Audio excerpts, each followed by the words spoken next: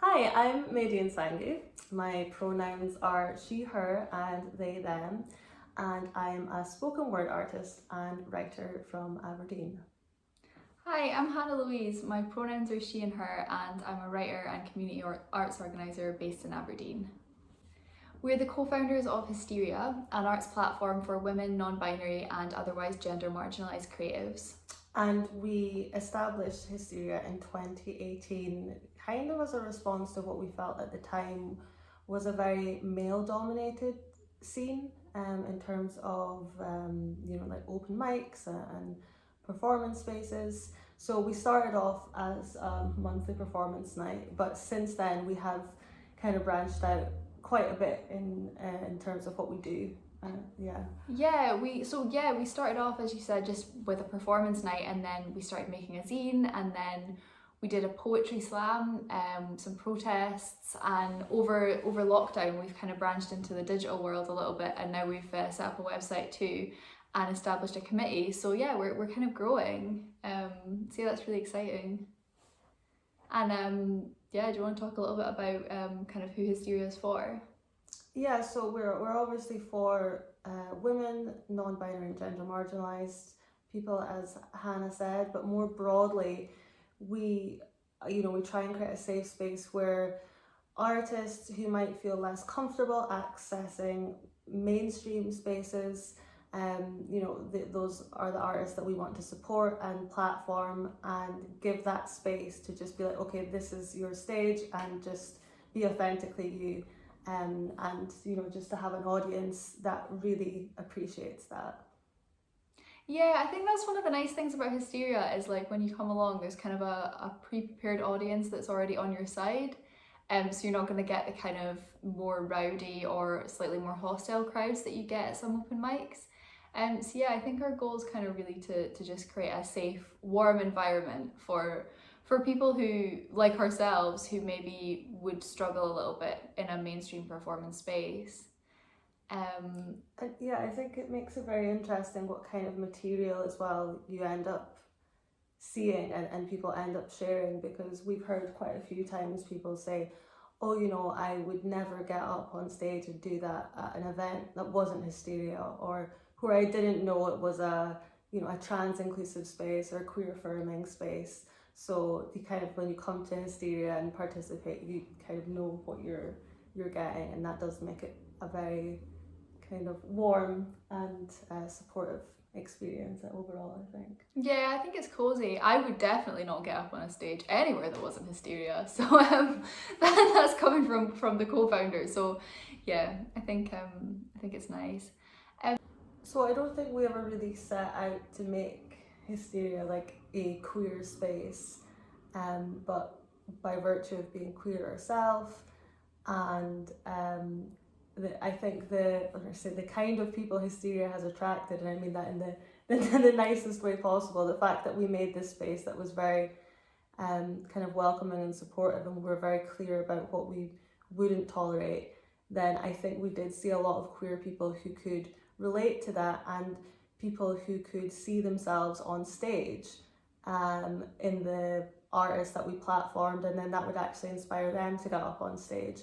So it kind of just became this self-perpetuating queer machine where we got lots of queer people in the audience and lots of queer people on the stage. But again, it wasn't something that we set out to do. So I think that really speaks to the idea of when we're talking about the concept of belonging, that it's often you need to set the right conditions before people can find that place where they feel they can belong in a physical space, or amongst other people where they feel safe. And I think that I'm really glad that we've managed to do that, even though we didn't, we weren't intentionally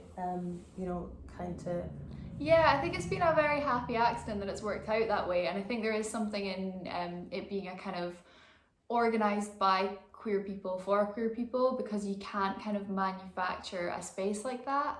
And I certainly have heard from people who come along that they're happy to come along by themselves, and by the time they leave, they'll have talked to loads of different people and will have felt like they've had a really a positive social experience.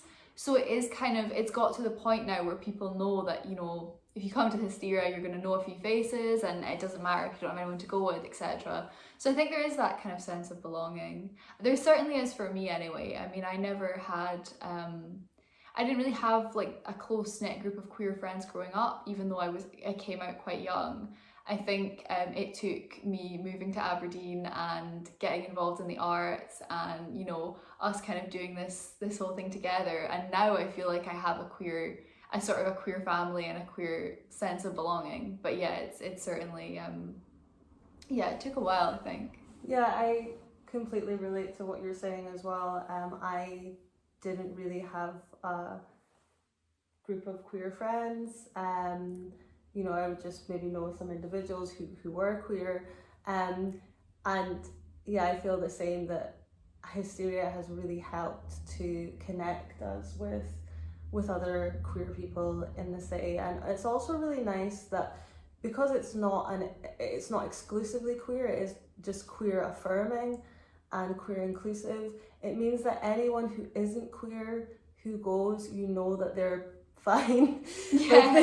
they get it. They're there because they understand. And you know, we have straight cis women who come and perform as well, and they really do, you know, it's not, I think, you know, it's not really a great time, I think, you know, to be, especially for our trans siblings right now. And just because somebody says they're a feminist doesn't necessarily mean that they, you know, they support all types of women. So I think having an event that says, oh yeah, you know, women are welcome, for trans and non-binary people, that can still be, that's not necessarily an inclusive space. So we're really clear from the beginning that we wanted to make sure that trans and non-binary and gender marginalised people felt that they could be in those spaces, and that also cis people know that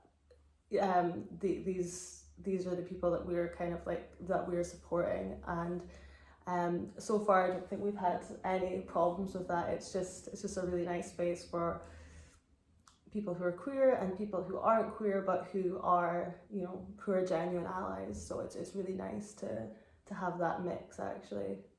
Yeah, really can't wait to get back to our live events and, you know, getting together and things.